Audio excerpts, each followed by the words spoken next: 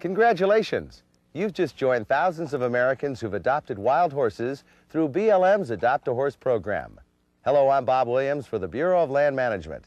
And I'm Melinda Thomas. In this program, we'll introduce you to the basics that you need to know to humanely care for your wild horse. We'll discuss corrals and pens and facilities needed to board and train wild horses. We'll talk about horse health and nutritional needs, as well as professional care. Then we'll discuss some of the first steps you'll need to take in getting acquainted with your horse and what resources may be available to you. And we'll show you how to eventually gain title to your horse. Let's start by taking a look at the rich tradition of wild horses and the origins of the Adopt a Horse program.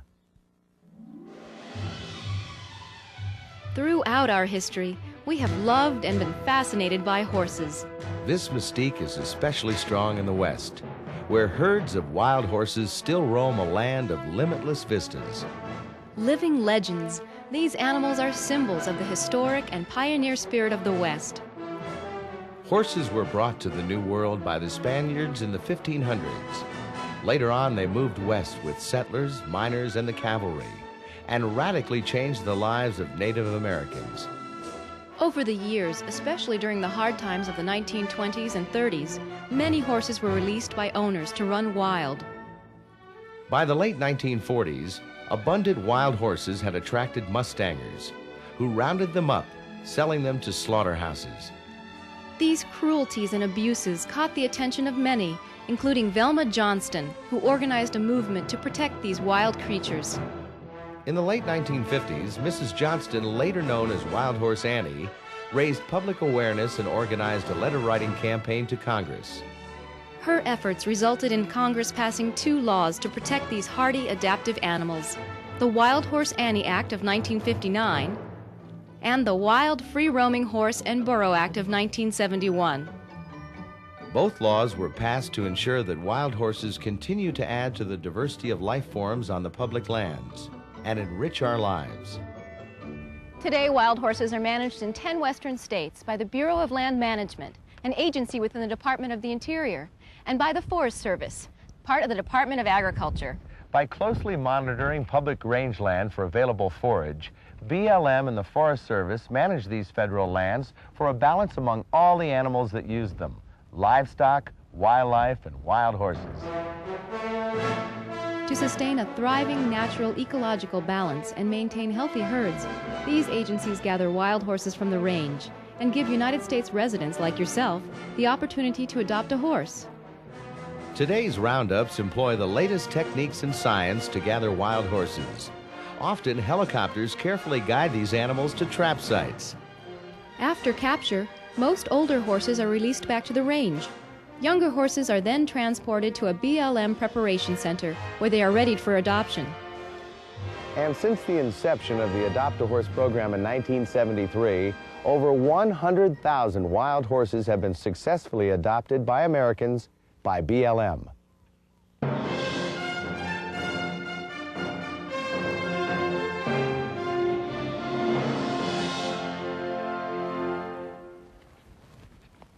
Some people fall in love with these noble creatures. Others like their sure-footed, adaptive nature. Whatever the reason, as a new adopter, your corral is an important part of your wild horse's new home. BLM requires that all adopters have a corral that is at least 400 square feet, or about 20 feet by 20 feet, with a tall, strong fence to keep your horse secure. Barbed wire is not allowed. By first keeping your horse in a small area, you can get close enough to gentle and halter it. A round pen is ideal because it offers safety and ease in training your horse.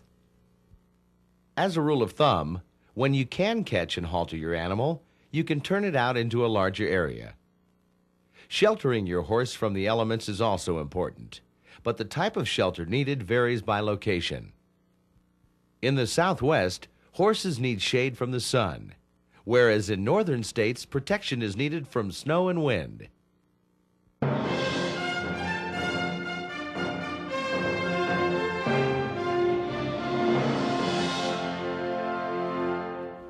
Once home, your horse needs plenty of clean, fresh water.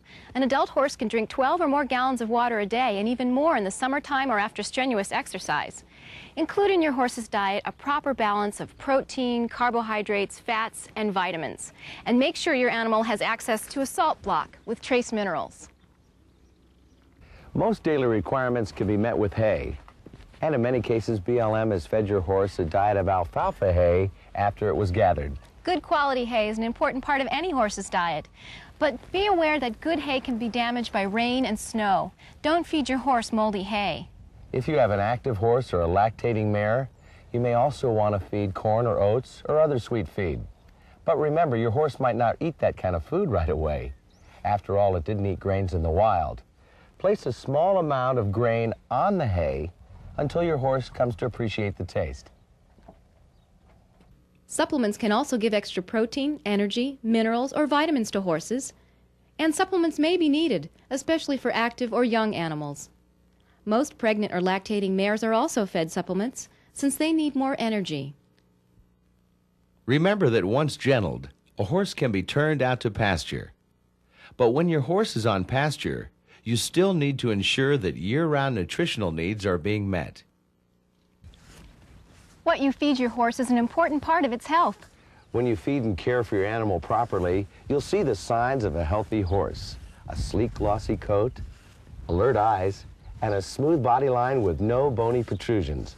And always remember to check with a veterinarian or county extension agent to ensure you're meeting your horse's nutritional needs.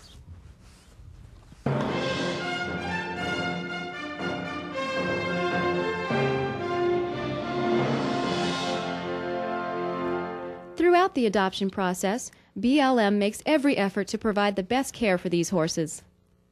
When your wild horse first arrives at a BLM preparation center, it receives a comprehensive set of inoculations, tests, and medications, which are listed on each horse's health card.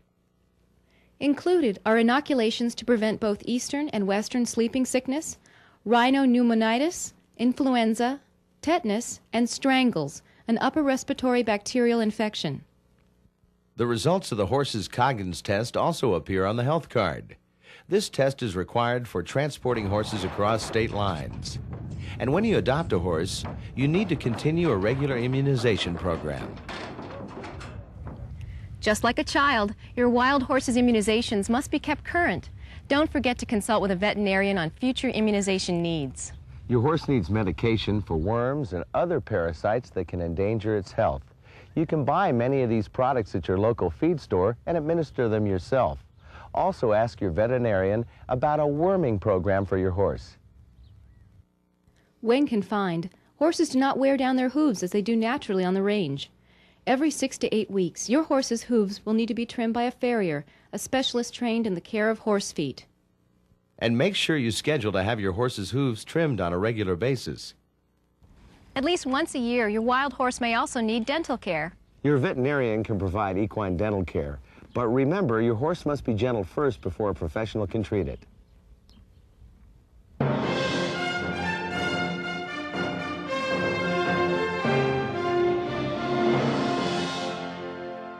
Whether you gentle your horse or have a trainer do it for you, go slow and easy so your horse can grow accustomed to its surroundings. Consider for a minute viewing the world from your horse's perspective. Imagine you've lived all your life on the range, with little to no contact with humans or domestic animals. You've been removed from familiar settings, immunized, freeze-marked, and fed new food at a BLM preparation center. And just as you've gotten used to the people and the other animals there, you've been put into a trailer and taken to your new home. Now, wouldn't you like to get to know your adopted family before you started training with them? To your wild horse, everything at your facility is new and different. So remember to let your horse become familiar with common noises, with the corral, with the feeding routine, and most importantly, with you and your scent. Quietly talking to your horse when you feed or get near it is a good way to get acquainted. At first, your adopted horse might view you or unfamiliar objects as predators. Please remember that sudden movements and sounds can scare your horse and may result in serious injury.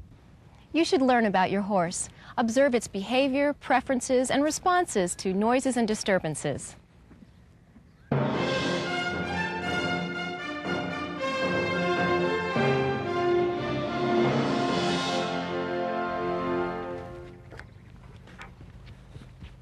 Because you're dealing with a wild horse, you must be extremely cautious about your own safety. Use common sense.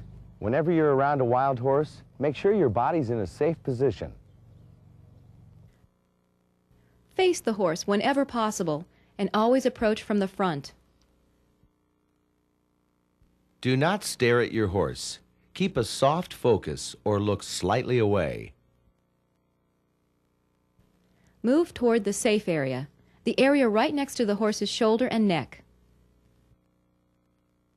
And do not step behind your horse.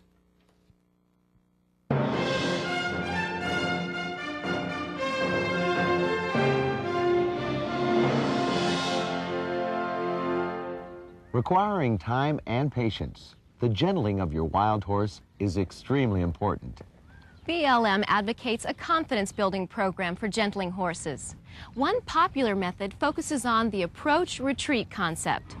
This is one of the methods that reduces fear, encourages curiosity, develops trust and friendship, and establishes leadership.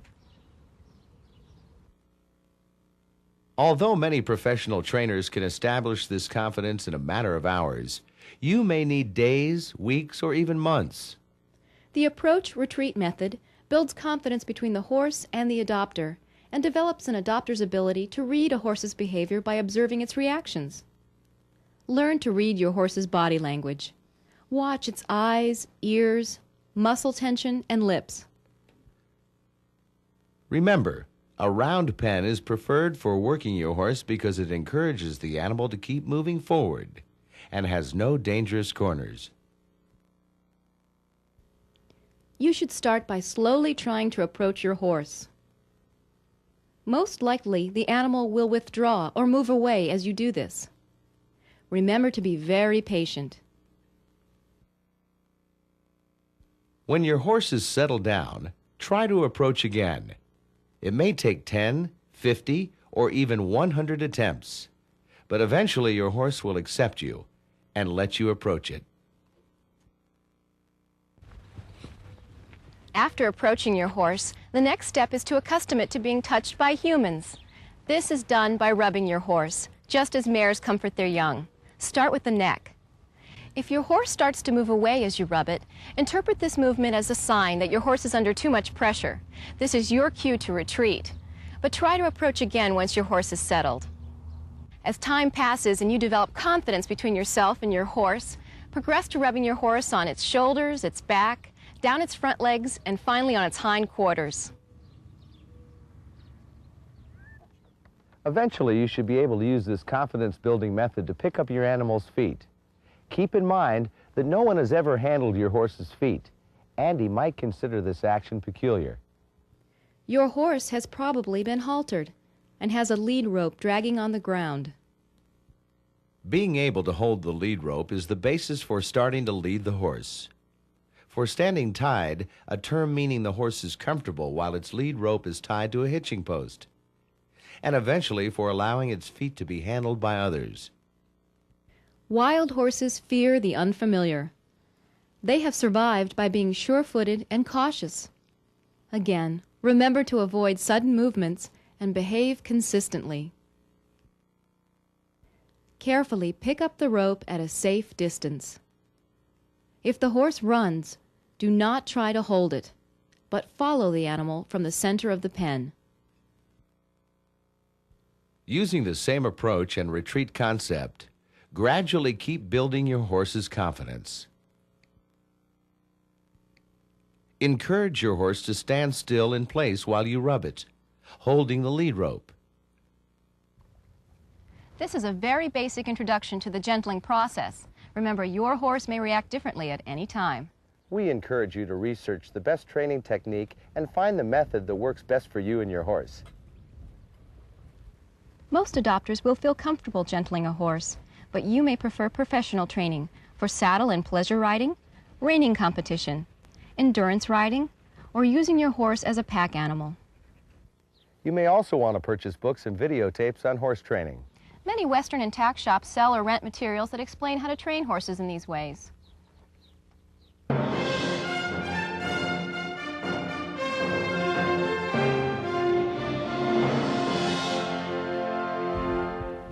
People are always asking BLM about the neck markings on wild horses.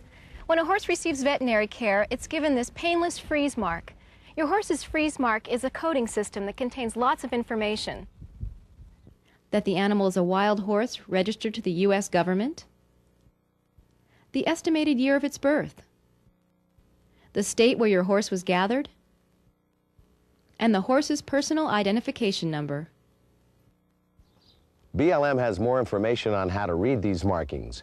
You can call or write your local BLM office for details if you've not received that information in your adopter's packet.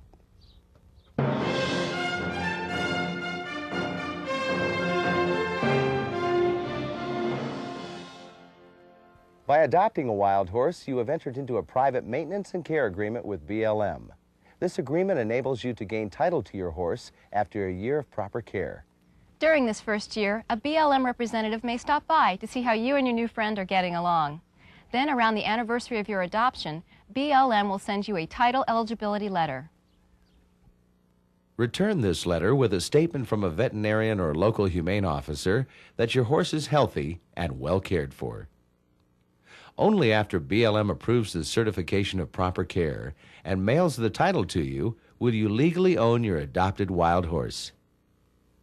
If you move before receiving title, you must notify your local BLM office so the title eligibility letter will be sent to the correct address.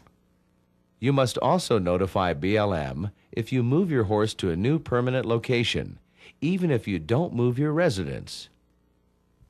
And if your untitled animal dies, escapes, or is stolen, notify your local BLM office immediately. Remember, if you haven't received title, it is against the law to sell, trade, or transfer the animal to another person. Even if you have another person willing to adopt the animal, BLM must approve the transfer before the animal is moved to a new home. And finally, remember to check with state authorities on local brand inspection requirements.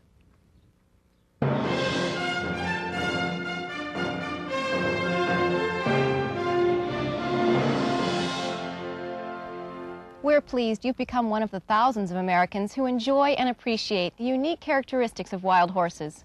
And we hope this program has helped you welcome your new horse to your family. If you have questions about your horse's feeding and veterinary needs, we urge you to consult an expert. Most states have a state horse specialist associated with the County Cooperative Extension Service or the state's Department of Agriculture. And remember that your nearest BLM office can answer any questions for you about titles and the BLM Adopt a Horse program. Adopting a wild horse can be highly satisfying and an adventure in itself. Remember, the more humanely you treat your horse, the more rewarding the experience will be. Enjoy your living legend.